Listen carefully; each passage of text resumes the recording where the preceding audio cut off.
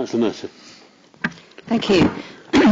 I didn't know this site, but I went on a site visit. I'm very glad I did, because it gives you a much better perspective. One of the things that I've heard quite a lot of complaints of is the existing building standing out like a bright light at night. And one of the things that's very striking about it is the white band at the top. It doesn't come over just reading in the papers.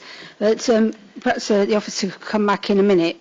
But as I understand it, the new building, they've said that they might do, grey instead of white at the top. It's also was pointed out to us that it was more or less half the height of the existing building. The thing that I thought would be most a problem with this site was the view from Stanwick, because it's quite high on the hill. You don't realise that, and you've got quite a view across the valley. We were looking at the sort of mitigation and what the perspective was.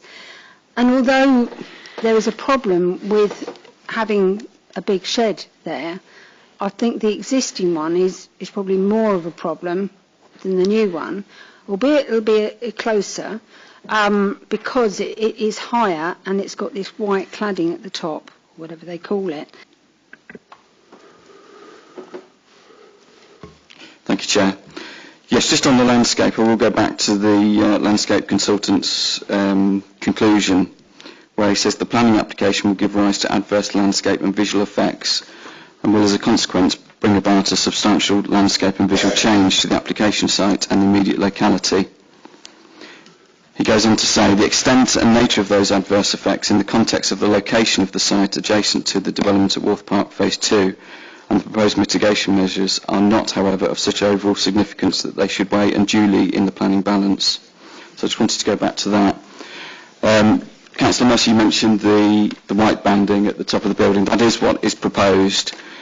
However, when you view the proposed building from Stanwick, it will be set against the existing Howden's building.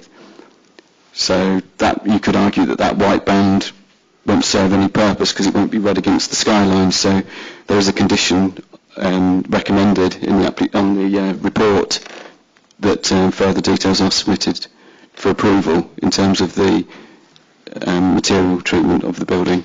So it doesn't necessarily have to be a white band, it can be a different colour.